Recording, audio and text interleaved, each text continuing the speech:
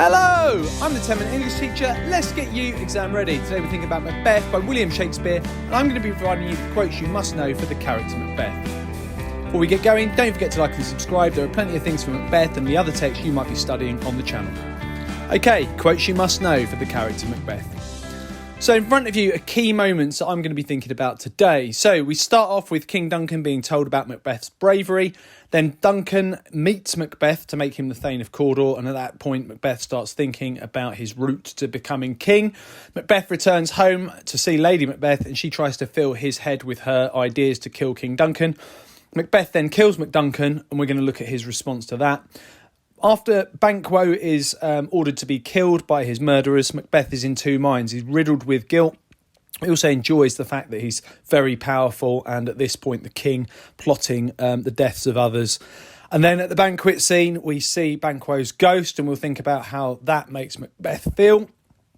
After seeing the witches, Macbeth is told that he cannot be harmed by anyone woman-born, and that emboldens him, and we see the bravery that King Duncan was told about at the beginning return to him. And then we've got Lady Macbeth's death and his response to that.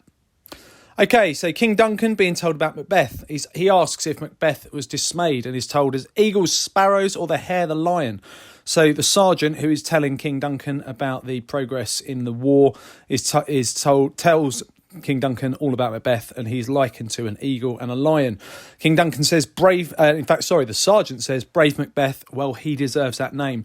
Bit of iambic pentameter there too, to reflect the certainty of his bravery. And King Duncan says, oh, valiant cousin, worthy gentleman. We've then got Macbeth being made Thane of Cawdor, and he says, stars, hide your fires, let not light see my black and deep desires. So there's iambic pentameter again to reflect the certainty, and we've got the idea of his evil thoughts creeping in here. We can see that change in Macbeth taking place. We've then got Lady Macbeth instructing Macbeth to kill. So our first impressions of him are as somebody who is brave and fearless, but he's not able to stand up to Lady Macbeth. She's the more powerful in their relationship, and she says, look the innocent flower, but be the serpent under it. And he's unable to overcome her influence. He kills King Duncan as he's instructed to, and the moment he does, he's filled with regret. And he says, will all great Neptune's ocean wash this blood clean from my hand? And when there's some knocking at the door, which we then find out to be Macduff, he says, wake Duncan with thy knocking, I would thou couldst. So he desperately wishes that Duncan could be alive and shows instant regret for his actions. Later on, Macbeth is having Banquo killed, and while his murderers are off to do that deed, he's filled with fear and regret. And he says, we've scorched a snake, not killed it, to Lady Macbeth. And he says, oh, full of scorpions is my mind, dear wife. A wonderful metaphor to reflect the idea that he cannot get these thoughts out of his head and that they are torturing him. But then he speaks about Banquo's, the plot to kill Banquo, and says, be innocent of the knowledge, dearest Chuck, till thou applaud the deed. So it's almost like he takes some pleasure in the evil that he is involved in. We've got the banquet scene. So Banquo is dead and Macbeth is told so. And then at the banquet, Macbeth sees Banquo's ghost take a place at the table. And he speaks to Lady Macbeth and says, can such things overcome us like a summer's cloud? Which reflects the idea that he knows that his fortunes are being reversed and things are going wrong. And he also says blood will have blood. The idea that they simply cannot get away with it is overcoming Macbeth. Macbeth goes and sees the witches, and they tell him that he cannot be harmed by anyone of woman born, and that makes him feel invincible again. So we've got these two quotes here that reflect his confidence. Both show a use of iambic pentameter to show that there's a real change in the character now, and he's become completely fearless. The heart I bear shall never sag with doubt nor shake with fear, is what he says. And he also says, I'll fight till from my bones my flesh be hacked.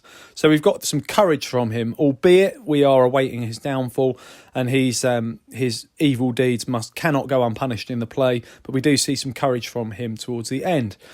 And the last moment we're thinking about today is Lady Macbeth's death. In a tragedy, you have anagnorisis, where the central character comes to a realisation.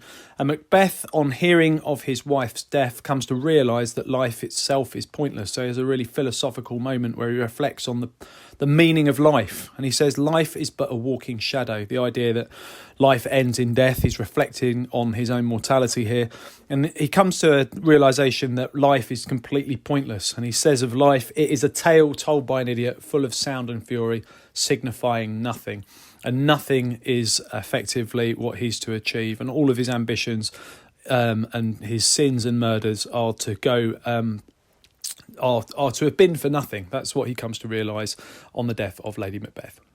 Okay, so to take it further, revisit the key moments and summarise them to write an essay plan to explore how Macbeth is presented. So we've got 8 key moments here to explore and plenty of quotes for them. Pause on the key moments. So can you recall those quotes? If you go back to the beginning and find the moment with all of those 8 key moments on it, see how many quotes you can recall. And if you're stuck, you can use the play bar to go forward and recall them. And also you could consider what other quotes you could use in a response for Macbeth. There are plenty of things that happen involving him and plenty of other things that he says or things that are said to him. So think about maybe 4 or 5 other key moments and quotes you could use if you were writing about Macbeth and how he is presented in the play.